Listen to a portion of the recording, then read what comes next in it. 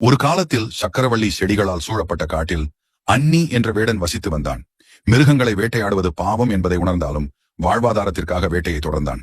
ஒரு நாள் பசியை போக்க சக்கரவள்ளி கிழங்கை தோண்ட முயன்ற போது வேரில் ரத்தம் கசிவதைக் கண்டு அதிர்ச்சியடைந்தான். அப்போது உன் பாவங்கள் மன்னிக்கப்பட்டன, இனி எந்த உயிரையும் காயப்படுத்தாதே என்று ஒரு தெய்வீக குரல் கூறியது. அதிர்ந்த வேடன் உடனே இந்த விஷயத்தை அரசனிடம் தெரிவித்தான். அங்கு வந்த அரசன் சிறகுகளுடன் கூடிய ஒரு அற்புதமான சிவலிங்கத்தை கண்டார். அதை அங்கிருந்து எடுத்துச் செல்ல எவ்வளவு முயன்றும் சங்கிலியால் பிணைத்து யானைகளால் இழுத்தும் அது அசையவே இல்லை. அன்றிரவு சிவபெருமான் கனவில் தோன்றி, சிவலிங்கத்தை இழுக்க வேண்டாம், நான் இங்கு தங்கி அருள் புரிவேன் என்று அறிவுறுத்தினான். அதன் பிறகு அரசன் அந்த இடத்தில் கோயிலை அமைத்தார். 21 தீபங்களை ஏற்றி 21 முறை கோயிலை சுற்றினால் அடுத்த 21 தலைமுறைகளின் பாவங்கள் தீர்க்கும்.